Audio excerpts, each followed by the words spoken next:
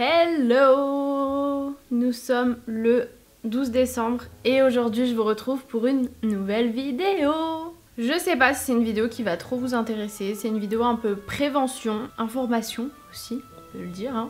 Mais aujourd'hui on va parler d'alcool et on va parler de grossesse, voilà. Je vous ai déjà fait une vidéo sur l'alcool, je vous la mettrai juste ici sur l'alcool au volant. Et du coup là on continue toujours sur le thème de l'alcool mais cette fois-ci avec la grossesse. Juste pour vous préciser, cette vidéo n'est pas faite pour blâmer les personnes qui boivent de l'alcool pendant la grossesse, c'est pas fait pour vous culpabiliser, mais c'est fait pour vous informer et vous faire peut-être réagir et comprendre les impacts que ça peut avoir. Parce que oui, il y a des personnes qui sont alcooliques et qui n'arrivent pas à s'en passer et malheureusement, pendant la grossesse, elles n'y arrivent pas non plus. Et c'est des personnes qui ont besoin d'aide tout simplement. On n'est pas là pour leur dire c'est pas bien ce que tu fais. Peut-être qu'un jour, je vous ferai une vidéo, mon expérience avec l'alcool, tout comme Anna l'a fait, Marie l'a fait et je trouve ça intéressant. Voilà. Ça permet de réfléchir sur certaines choses et sur notre consommation. J'ai mon petit iPad avec mes petites notes juste ici parce que bon, sinon je vais oublier des trucs, c'est certain. Du coup, généralement on parle de PA. Qu'est-ce que c'est le PA? C'est l'exposition prénatale à l'alcool tout simplement. Ou ce qu'on appelle souvent alcoolisation fœtale, donc alcoolisation du fœtus. Et qu'est-ce que c'est? Eh bien c'est une intoxication du fœtus provoquée par une consommation d'alcool durant la grossesse. L'alcool il est consommé par la femme enceinte et il est absorbé rapidement et distribué dans son corps. Et qu'est-ce qu'il y a dans son corps? Le placenta, et ça va donc directement au bébé. J'ai des petits chiffres de 2017 pour vous. Sur 4169 femmes françaises de 18 à 39 ans, 21,5% déclaraient boire de l'alcool au moins une fois par semaine. Donc une femme sur 5 en gros. Là on parle pas de grossesse. 3,2% déclaraient une alcoolisation ponctuelle importante, donc API au moins mensuelle. Donc une API en gros c'est défini par une consommation supérieure ou égale à 6 verres par occasion. Donc je pense qu'on est beaucoup concernés par ici hein. En 1960 il y avait une femme sur 12 qui buvait de l'alcool pendant la grossesse. Et de nos jours, une femme sur 3. Donc déjà, c'est quelque chose, ça a bien diminué. On n'est pas encore au stade 0, mais ça a diminué. Il faut savoir que l'âge de début de consommation de l'alcool, c'est entre 18 et 20 ans. Je dirais maintenant qu'on pourrait presque mettre un peu avant 18 ans. Hein. Il faut savoir que l'âge moyen de conception d'un bébé, c'est inférieur ou égal à 30 ans. Donc ce qui veut dire que si on commence l'alcool vers 20 ans et qu'on a notre bébé vers 30 ans, il y a 10 ans d'alcoolisme avant le premier bébé, genre c'est... En vrai on se rend pas compte mais c'est énorme. Du coup ils ont fait une enquête périnatale en 2016, quelques petits chiffres pour vous toujours. 32% des femmes enceintes consomment de l'alcool durant la grossesse, donc ça veut dire une femme sur 3. C'est le chiffre que je vous ai donné tout à l'heure. 3% en consomment toutes les semaines, genre c'est énorme, et 30% tous les mois. Même tous les mois je trouve ça beaucoup en fait. La consommation diminue cependant pendant la grossesse. Heureusement, par exemple 0,6 verres par semaine contre 2,5 verres par semaine en dehors de la grossesse. Donc ça diminue quand même, mais il y a toujours une consommation d'alcool. Mais il faut savoir qu'en France, du coup, la consommation d'alcool pendant la grossesse, c'est la première cause de retard mental non génétique. C'est une cause qui est évitable. Faut faire attention aussi aux fausses idées qu'on entend. Le lien entre l'effet et la dose est difficile à démontrer. Donc il n'y a pas vraiment d'études qui montrent que si tu bois moins, il y aura moins de conséquences que quelqu'un qui boit plus. Le critère qui est à retenir c'est l'âge gestationnel parce qu'en fonction de l'âge gestationnel il y a des choses différentes qui se forment chez le fœtus.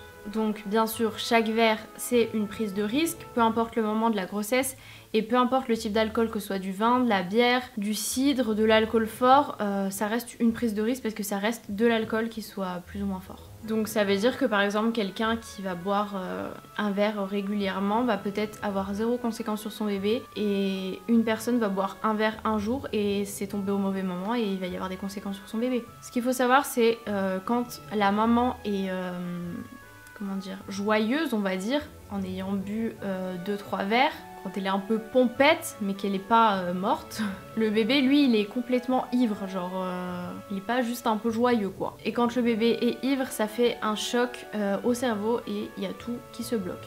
Il y a des images d'IRM qui sont très parlantes, ça sert à rien que je vous les mette ici parce que si vous n'êtes pas dans le médical ça va pas vous parler. Et il faut savoir que 30 minutes après l'ingestion d'alcool par la maman, l'alcoolémie du fœtus il est identique à celui de la mère. Genre pour un petit bébé énorme. Il faut savoir aussi qu'il y a une double toxicité puisque dans l'alcool vous avez de l'éthanol, ce qui perturbe votre état de conscience, et vous avez des métabolites. En gros c'est ce qui vous donne la gueule de bois. Le liquide amniotique en fait il se transforme en réservoir d'alcool et il lui faut 3 fois plus de temps pour évacuer cet alcool que pour la mère. C'est beaucoup plus long pour le bébé. En gros la mère c'est bon, elle va bien, elle a plus d'alcool. Et le bébé, en fait, lui, il baigne dans le liquide amniotique qui est rempli d'alcool. Mais en gros, c'est comme si vous étiez nourri que d'alcool, quoi. Tu baignes dedans, tu bois l'alcool, tu manges l'alcool. Il faut savoir qu'il y a des risques tout le temps, peu importe le stade de la grossesse. Dans les 15 premiers jours, on peut avoir des fausses couches spontanées. Donc on sait pas toujours si c'est dû à l'alcool, parce que généralement quand il y a des fausses couches dans les 15 premiers jours, la question n'est pas forcément posée, on leur demande pas forcément est-ce que vous avez bu de l'alcool. Voilà, c'est des choses qui arrivent, ça peut être pour beaucoup de raisons, donc c'est pas forcément l'alcool. Donc soit c'est la fausse couche, soit il peut y avoir des réparations des cellules qui se réparent à l'identique et qui fait que du coup le fœtus il reste dans le vide et ça va bien. Ensuite, entre la 3e et la 8e semaine, il y a un risque qui est majeur, un danger qui est très élevé parce que c'est la formation des organes. Donc si il y a de l'alcool, ça peut perturber la formation, il peut y avoir des malformations. Et au-delà du premier trimestre, les organes ils sont tous formés, sauf un, le cerveau, qui n'est pas suffisamment mature, puisque le cerveau, il faut savoir qu'il est mature à 26 ans. Donc en fait, il y a un risque tout le long de la grossesse sur le cerveau. Donc il y a une toxicité cérébrale de l'alcool, ça réduit tout simplement le capital de neurones et ça détruit les liaisons nerveuses. C'est pour ça que des fois, il y en a quand ils font des réflexions un peu bêtes ou qui... Ouais, des réflexions pas très intelligentes. Il y en a qui font la blague genre oh, ta mère elle a bu de l'alcool quand elle était enceinte de toi quoi. Ce genre de blague, puisque ça peut t'enlever des petits neurones quoi. Les effets de l'alcool sur la grossesse, ça peut provoquer une mort in utero, donc dans l'utérus, pendant la grossesse, ou une naissance prématurée. Le problème aussi c'est que le nouveau-né, quand il naît, il peut avoir un syndrome de sevrage parce qu'en fait il a plus d'apport d'alcool, une fois qu'il est en dehors du ventre, il n'a plus tous les apports qu'il avait dans son liquide amniotique. Le syndrome de sevrage c'est pas forcément pour l'alcool, ça peut être pour les médicaments, pour la drogue, etc. Vous pouvez avoir une mort subite du nourrisson à la naissance. Et ensuite il y a le TCAF, donc l'ensemble des troubles causés par l'alcoolisation fœtale. Donc c'est tous les signes cliniques qui sont liés à l'alcoolisation. Donc vous pouvez avoir la forme sévère, donc le SAF, le syndrome d'alcoolisation fœtale, donc c'est 1,3 bébés pour 1000, ou vous avez la forme incomplète. C'est des signes isolés en gros du SAF, vous avez certains signes, mais il n'y a pas tous les signes. Donc c'est à peu près 9 pour 1000. Donc pour le SAF, vous avez le RCUI, donc qui est retard de croissance intra-utérin. Ça peut toucher le poids, la taille ou le périmètre crânien. Vous avez une dysmorphie crânio-faciale, donc en gros une petite tête, un petit cerveau, donc une microencéphalie et une mort des neurones. Un front qui est bombé, une petite ouverture des yeux qui leur donne une impression d'être plus espacée. J'essaierai de vous mettre des photos. Une lèvre supérieure qui est mince avec une absence de sillon là, entre le nez et la bouche. Vous dites pas parce que vous avez une petite tête, un front bombé, des petits yeux, que forcément votre maman a bu de l'alcool, hein, c'est pas forcément ça. Hein. Vous avez ensuite un rétrognatisme, c'est dur à dire ce mot. En gros une position de la mâchoire inférieure qui est rentrée par rapport au profil, une encelure nasale prononcée et des oreilles basses et décollées. Ensuite, il faut avoir des atteintes sensorielles, donc des troubles neurocomportementaux avec des apprentissages perturbés. Après, il y en a plein, je peux vous les citer. Hein. Le concept astré, difficile à mobiliser, donc le temps, le calcul, l'argent, des expériences qui sont pas intégrées, on reproduit les mêmes erreurs, le lien de cause à effet, il est inaccessible, des troubles du sommeil, des déficits de mémorisation, des troubles psychologiques voire psychiatriques, un échec scolaire, des troubles de l'adaptation sociale et familiale, un retard mental, des capacités d'attention qui sont réduites,